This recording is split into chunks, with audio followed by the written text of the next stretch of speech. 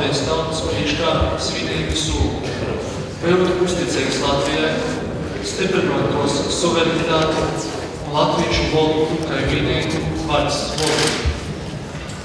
Aizstāvēt Latviju kā neatkarīgu un demokrātisku valsti, savus pienākumus pildīt, būt godīgi un pēc labākos atziņas. Es apņemos ievērot Latvijas satversmi un likumus. Kungs, es, protams, pateicos jums par cīņu, ko jūs izvēlēt apgabalā, kur jūs esat ievēlēts. Taču jums jau iepriekšējā saimā un arī pēdējo reizi 2016. gada 17. martā vēstule numur 12/13/10/11/14 ir izskaidrots, kā arī latviešu valoda, Latvijas valodas satversmes 7. pantā, var latviešu literārā valoda. Un vēl citēšu arī Egīdu Levitu, kurš jautājumā par valsts valodu, un Latvijas identitātes dokumentu ir izteicis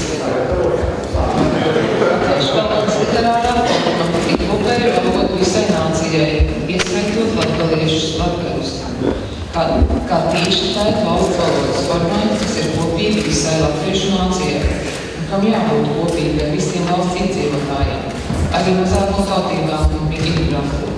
Latviešu valodas literārajai formai ir sabiedrība un valsts apvienojoša funkcija. Paldies par latgalī izrādīto cieņu, bet, ja jūs vēlaties iestāties 12. Saeimas deputātu sastāvā, es jūs aicinu mantot zvērestu latviešu literārajai valodā.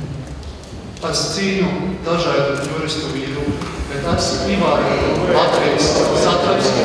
Redz ar to, ja jūs gribat, es varu atkārtot tāpat, kā es to vienreiz jau pasacīju, bet ja nā, tad varbūt sagaidāsim 12. Saeimas priekšstādātoju un es uzsiešu uz vārdas deputātus. Tādā nedēļā jūs nevarat parakstīt svinīgos solējumus, lūdzu jūs ieņemt vietu.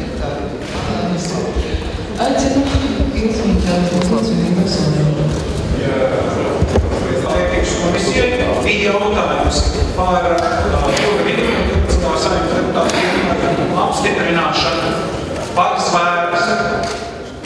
Karstas debates, bet komisijas vairākums balsoja par to, ka Jurviņu nodotais zvērests atbilst Latvijas Republikas satversmei, kā arī ir sagatavojis Saeimas lēmumu projektu ar